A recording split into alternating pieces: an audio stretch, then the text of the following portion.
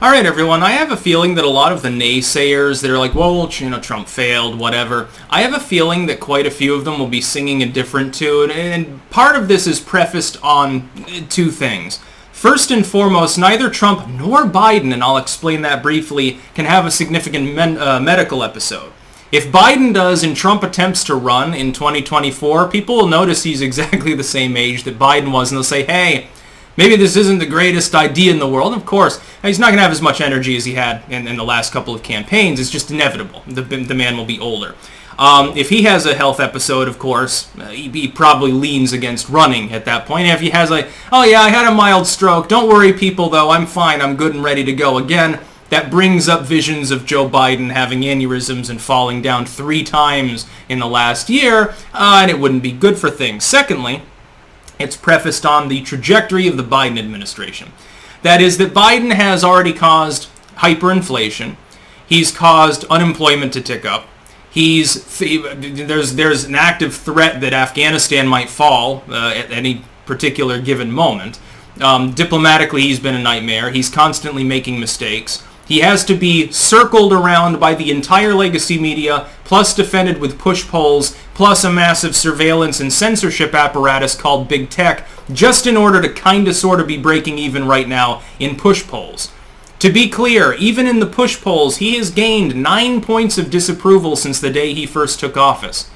That level is not seemingly leveling out. It's inching upwards. It's getting up towards the mid-40s, and this is in push poll aggregates. This is with a Hill-Harris poll that has him at plus 16, along with a Rasmussen poll putting him at plus 2. These are not easily reconciled.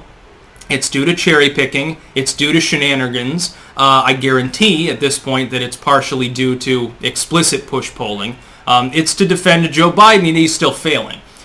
Given that he's only been in office for 6 months, then why wouldn't I expect that by 2024, assuming that he wants to run or has an heir apparent, which right now it looks like it would be DeSantis, but we're not sure, why wouldn't people clamor for that? And honestly, again, as someone who is a soft Trump supporter, and I still am. I'm not a Republican. I'm not a conservative. I recognize there were things Trump did, like the CARES Act, the CIA black site reopening suggestion they made literally in like the first week of his fucking presidency. There were things that he did that I deeply disagreed with. Should have done more about censorship. He should have gone gung-ho towards it. He never should have backed the bump stock ban, which was thrown out anyway. It's ineffective and no longer meaningful, but he shouldn't have backed that. There were things that I deeply disagreed with him doing.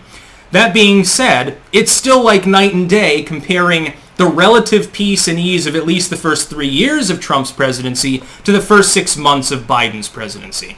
When I look at it further, I say if Biden steps down, let's say that he says, well, he comes out very candidly and says, look, I'm just not competent anymore. I'm 80, 81 years old. I just can't do it. Kamala's in charge now. Or if he gets 25th, if he falls down too many times, at some point even his own cabinet will throw him out.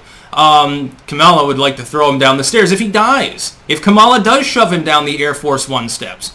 Or poisons his bran muffin or something. I'm joking. I don't think she would actually do that. She's expecting that the Grim Reaper is going to do it for her. She's rubbing her hands together every night thinking, God, Joe's almost 80 years old. He's had aneurysms. He's fallen down in shit. He's clearly demented.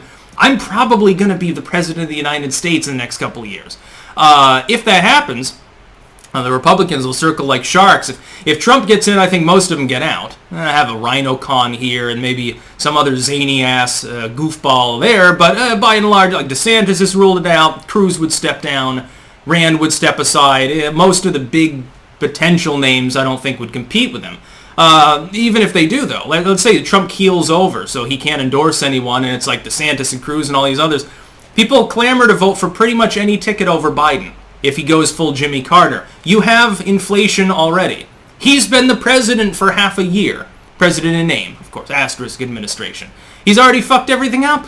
Why wouldn't people clamor to vote against that? Part of it's also prefaced on this.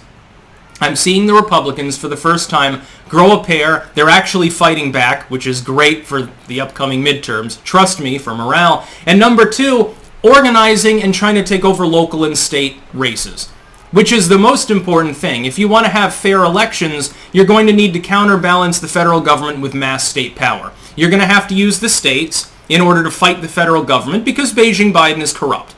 You're going to need state power to counterbalance it. Keep in mind the states are more powerful than the federal government in most respects. Most of the bad and the good that government is involved with is state level, with the exception of foreign theaters like war and diplomacy. If it's domestic, the states largely handle it. We have a 10th Amendment.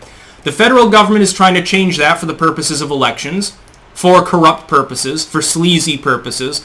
Trust me, the Democrats' election bill is not about protecting your right to vote. It's about protecting corporations' ability to influence elections. That's really what it boils down to. They can be defeated, though. Of course, you've got a sympathetic, potentially, Supreme Court, certainly federal court system to some extent, and you have the ability to use state power to get cases going to prevent that from ever happening. Now, it's not likely to happen anyway. To be clear, Manchin and Sinema aren't budging on the filibuster. They don't appear to be budging even on the process of trying to use budget reconciliation in the Senate for the infrastructure bill. They might block it on principle and say, look, pass it through the normal way. Negotiate some more. It's not such a pressing issue. The Biden recovery is here. It's not such a pressing issue. We need to do this now. It's possible they'll do this. Shaheen could stand in the way, although it's not particularly likely.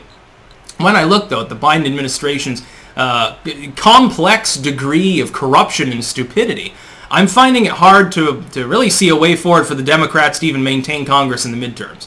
I think the Republicans are going to smash the shit out of them now. Of course. Never underestimate the very real possibility that the Republicans could fuck it up. Oh, they drop the ball all the time. But if the Democrats are the only ones accomplishing anything, and they're doing so through executive orders, which is Biden, or budget reconciliation, which is largely Dem-controlled House plus a simple majority in the Senate, if the things fall flat, if the economy goes into a tailspin, the Republicans will say, look what they're doing. Quick, you need to elect more Republicans so we can stop them. By the way, be careful about which Republicans you back. Louisiana was going to have constitutional carry, but 3 Republicans decided to jump ship and vote against it. So now they still have to get a license in order to exercise their Second Amendment rights outside of their property. Keep in mind, those are Republicans.